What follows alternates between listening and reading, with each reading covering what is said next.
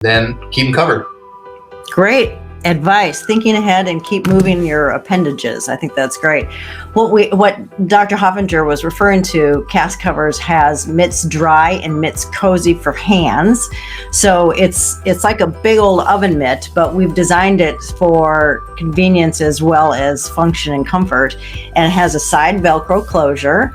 And there's two different versions. There's the Mittz Cozy, which is fleece fabric, but then there's also the Mittz Dry, which has denier, think backpack, duffel bag material, and so it repels water. So if you're walking to the bus or skiing, I'm not going to ask, and you need a Mittz Dry or Mittz Cozy, this repels rain and water, not for immersion in water, but for repelling.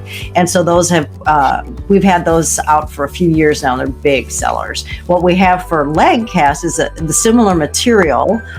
We have the Slickerz, is what we call it for leg casts. And it's the same material as it is the denier material, so it is weather resistant, and it is just to protect your cast and your toes if you have a leg cast. And then we have our BootGuardz Xtreme, which is for the orthopedic walking boot. And the tread of the boot is exposed, leaving it safe for the patient as they're walking with their boot. And so the entire boot is covered, protecting the boot as well as the toes.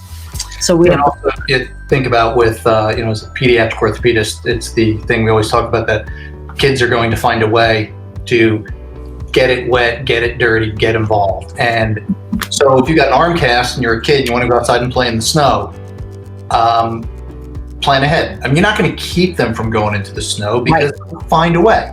So whether it's a combination of the plastic cast cover, and then the denier one, something on the outside, because of course kids don't get freezing cold like we do, but just protect it, and then they're going to be able to play. My son, when he had something, we had to improvise. It was quite a long time ago, so we could play in the sand, because there's no way he was not going to play in the sand at the beach.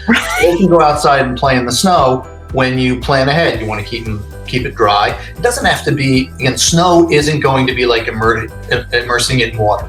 So you get some snow on it, but you've got a cover on top of it, and you're usually going to be just fine. You might need to use a little bit of a blow dryer when you get inside to warm it up and dry it out a little bit, but it's not going to be the same as if you immerse it in a pool. That's great, and I like the plan ahead as well. So you mentioned something.